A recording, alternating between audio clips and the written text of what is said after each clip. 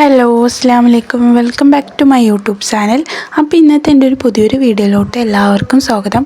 അപ്പോൾ vitamin D3 കുഞ്ഞുങ്ങൾ ജനിച്ചത് മുതൽ 1 വയസ്സ് വരെ നിർബന്ധമായും കൊടുത്തിരിക്കേണ്ട ഒന്നാണ് വൈറ്റമിൻ D3.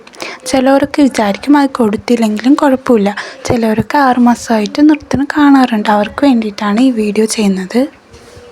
കുഞ്ഞുങ്ങൾക്ക് വളരെ കുറഞ്ഞ അളവിലാണ് അമ്മയുടെ മുലപ്പാലിൽ നിന്ന് വൈറ്റമിൻ D3 ലഭിക്കുന്നത്. അതുപോലെ തന്നെ സൂര്യപ്രകാശത്തിൽ നിന്നും മറ്റു ഭക്ഷണങ്ങളിൽ നിന്നും കുഞ്ഞുങ്ങൾക്ക് വൈറ്റമിൻ D3 ലഭിക്കുന്നില്ല. വൈറ്റമിൻ D3യുടെ കുറവ് ഉണ്ട് എങ്കിൽ കാൽസ്യം ആഗിരണം ചെയ്യുന്നത് വളരെ കുറവായിരിക്കും.